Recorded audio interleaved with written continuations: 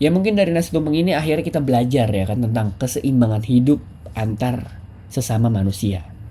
Ternyata makanan juga bisa berbicara. Kita bisa mengeluarkan perasaan melalui sebuah makanan.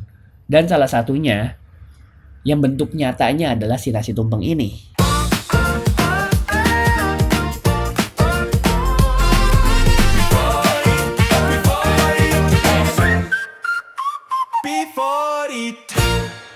Halo, selamat datang di Before Eat Podcast yang ngebahas tentang sejarah makanan yang ada di seluruh dunia. Masih sama gue Zil Karim di sini. Yes.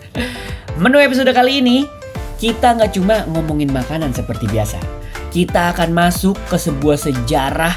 Kita akan masuk ke sesuatu yang lebih luas. Sesuatu yang punya bentuk, punya susunan, punya makna, dan bahkan punya pesan yang sengaja ingin disampaikan melalui makanan ini. Apakah itu? Yes, nasi tumpeng. Seperti biasa sebelum lanjut, jangan lupa di follow Instagram dan TikToknya Before Eat di @beforeeat_podcast. Dan jangan lupa di follow Spotify-nya, di subscribe juga YouTube channelnya. Alright, let's go! Kalau lo dengar kata ini, yang kebayang mungkin langsung jelas. Sebuah nasi yang kuning, dibentuk kerucut atau mungkin seperti segitiga, dikelilingi lauk pauk, disajikan di acara tertentu. Biasanya potongannya tuh ada di tengah-tengah momen penting. Tapi seperti biasa kita nggak akan berhenti di sebuah tampilannya aja. Karena nasi tumpeng itu bukan cuma soal makanan. Tapi itu adalah sebuah simbol. Dan seperti semua simbol, dia lahir dari sesuatu yang lebih dalam. Nah, gue akan masuk ke tempatnya dulu nih. Mungkin tempat asalnya si nasi tumpeng itu berasal ya. Yaitu adalah Pulau Jawa. Sebuah wilayah yang bukan cuma padat secara populasi, tapi juga padat secara budayanya. Penuh dengan tradisi, penuh dengan lapisan makna, dan penuh dengan cara pandang hidup yang seringkali disampaikan. Bukan lewat kata-kata, tapi lewat sebuah simbol.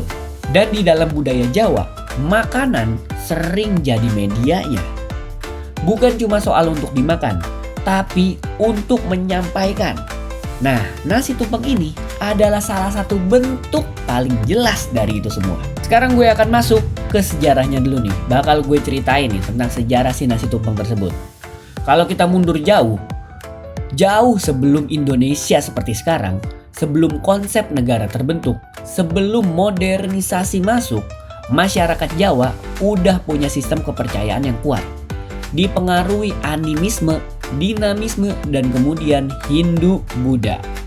Dan di dalam kepercayaan itu, alam bukan cuma soal tempat tinggal. Alam adalah sesuatu yang dihormati.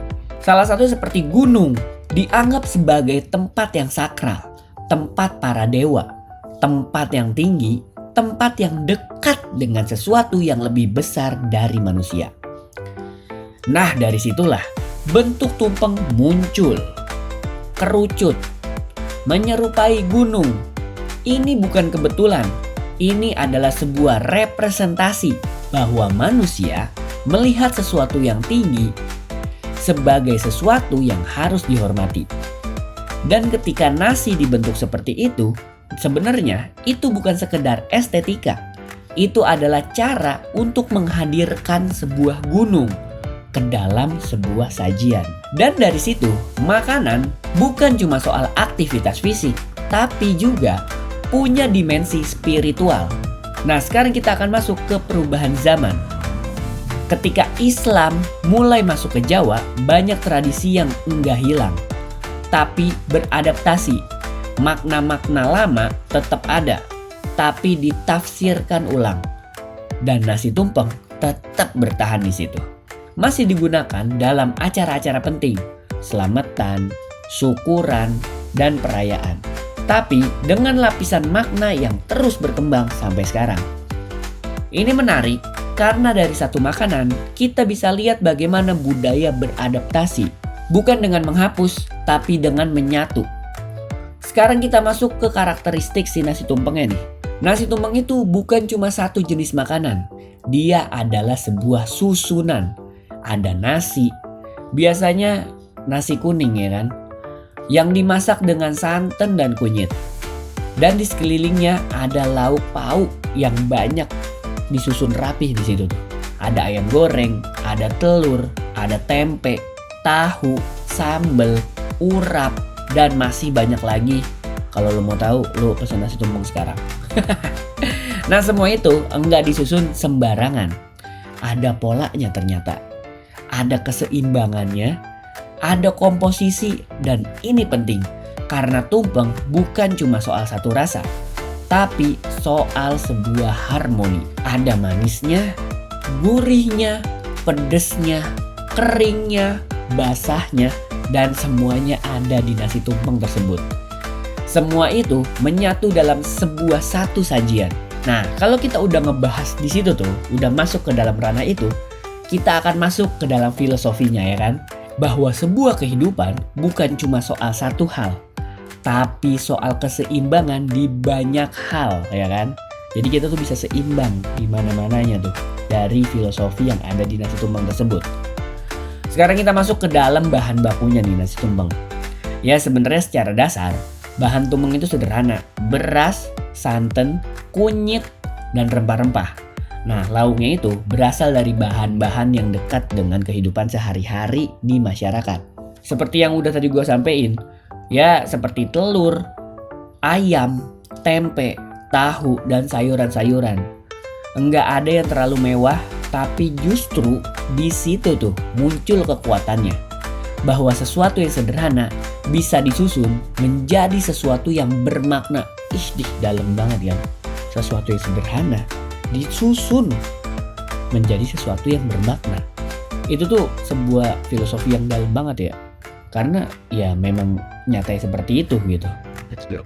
Nah, kalau kita masuk ke proses pembuatannya, nasi itu dimasak dengan santan dan kunyit sampai berwarna kuning, ada harumnya, dan sedikit lebih kaya rasa dibanding nasi putih biasa. Terus dibentuk. Ini bagian paling penting, karena membentuk tumpeng bukan hal yang asal-asalan, tapi harus rapi, harus padat, dan harus simetris. Ini butuh ketelatenan. Lauk pauk disusun mengelilingi si nasi tersebut. Bukan cuma ditaruh, tapi yang tadi udah gue bilang, ini tuh diatur. Seolah-olah semuanya mengarah ke satu titik, yaitu puncaknya si nasi tersebut. Nah, disitulah pusatnya. Dan ini bukan cuma soal visual, ini soal arah. Bahwa dalam hidup itu ada pusat, ada tujuan, dan ada sesuatu yang kita tuju. Sekarang kita masuk ke satu momen yang paling penting nih. Pemotongan tumpeng. Nah, kalau tumpengnya udah jadi dan acaranya berjalan, biasanya ada satu acara lagi tuh, pemotongan tumpeng. Biasanya tuh bagian atasnya atau bagian puncaknya dulu yang kita potong. Karena mungkin kalau gue pribadi awalnya mikirnya itu paling gampang kali ya. Nah habis itu kan kalau misalnya udah dipotong, kita kasih nih ke orang yang spesial atau orang tertentu. Ya mungkin kalau misalnya kita kerja sama ke orang yang kerja sama-sama kita, atau mungkin ke perayaan ulang tahun ke orang yang kita sayang duluan. Biasanya itu kan kayak gitu ya. Ya banyak yang bisa kita kasih, tapi biasanya orang pertama itu orang yang paling spesial biasanya. Nah ternyata pemotongan tumpeng ini punya makna tersendiri, bahwa yang paling tinggi diberikan bukan diambil, bahwa penghormatan diwujudkan lewat memberi. Dan dari situ kita mulai lihat bahwa tumpeng bukan cuma soal tentang makna bersama, tapi tentang hubungan antar manusia. Kalau kita masuk ke zaman sekarang, tumpeng masih ada, masih sampai detik ini. Masih digunakan di berbagai acara, dari yang tradisional, bahkan sampai yang modern ya kan. Nah, bahkan sekarang juga bentuknya tuh lebih variatif, lebih kecil, lebih praktis, lebih fleksibel. Tapi satu hal yang gak boleh hilang dan tetap sama, yaitu maknanya. Karena ya sekarang kalau modernnya tuh ada nasi tumpeng mini ya kan. Terus nasi tumpeng ya biasa tapi nggak segede gunung mungkin kan. Maksudnya yang sedang-sedang aja, mungkin ada beberapa ukurannya. Karena cetakan tumpengnya setahu gue juga ada ukurannya. Ada yang tingginya berapa, ada yang diameternya berapa, tergantung kebutuhan kita dan tergantung request kita sendiri. Nah ini nih menarik nih, karena di tengah perubahan zaman ada sesuatu yang tetap dijaga. Bukan bentuknya aja, tapi sebuah nilai di dalamnya. Sekarang kita masuk ke sisi yang lebih reflektif nih. Kenapa tumpeng itu bisa bertahan lama? Karena dia bukan cuma makanan, dia adalah cara orang menyampaikan rasa syukurnya. Dan rasa syukur selalu relevan di zaman apapun. Nah mungkin itu yang bikin dia terus ada sampai sekarang. Ketika lo lihat tumpeng, lo mungkin lihat sebuah nasi dan lauk. Tapi sebenarnya lo lagi lihat cerita yang panjang tentang kepercayaan, tentang budaya, tentang perubahan, dan tentang kebersamaan. Nah mungkin itu yang sering kita lewatkan. Kita tuh cuma ngeliat nasi tumpeng, bentuknya segitiga, gede, ada makanannya. Laper, enak nih, ya kan? Tapi kita suka terlewat tuh masalah hal-hal yang sepele dan secara maknanya tersebut. Bahwa makanan bisa jadi sebuah bahasa. Bahasa yang gak selalu diucapkan tapi bisa dirasakan. Dan akhirnya dari nasi tumpeng ini kita bisa belajar satu hal sederhana sebenarnya. Bahwa sesuatu yang disusun dengan niat, dengan makna, dan dengan keseimbangan bisa jadi lebih dari sekedar makanan. Dan bisa jadi tempat pengingat tentang dari mana kita datang dan apa yang kita hargai. Berat ternyata makna dari nasi tumpeng. Jujur, gue kalau ngeliat nasi tumpeng sebenarnya ya itu yang tadi gue bilang, enak nih, lapar ya kan, karena kan kayak nasinya banyak, lauknya banyak, tinggal kita ambil ya kan. Tapi pas gue cari tahu ternyata maknanya sedalam itu, tentang keseimbangan dalam kehidupan antar manusia. Nah, gue juga kadang suka heran kenapa orang tuh kalau misalkan ada perayaan tertentu itu bikin nasi tumpeng, terus ada juga pemotongan tumpeng. Ternyata part-part atau bagian itu tuh ada maknanya tersendiri dan ada alurnya tersendiri. Yang tadi udah kita cari tahu juga, dan susunan-susunan lauk-lauk yang ada di nasi tumpeng itu ternyata itu tuh punya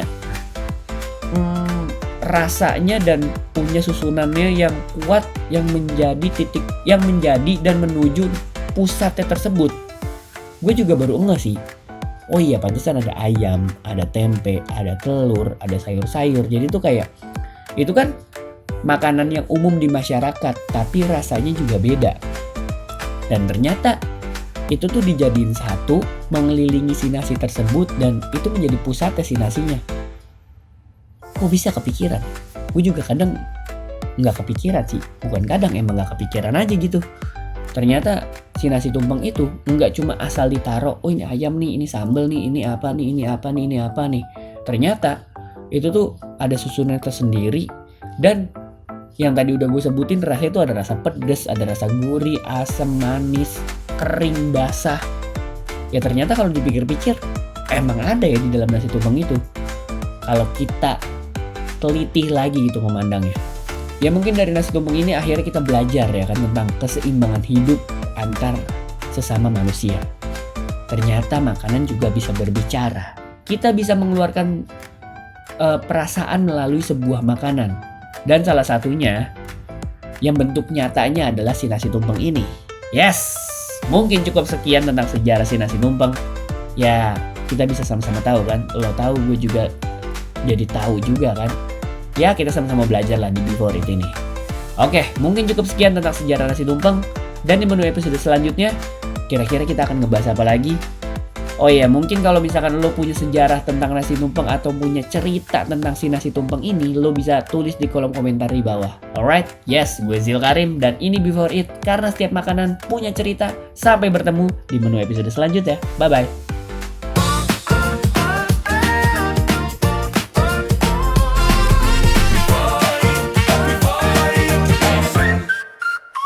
Before it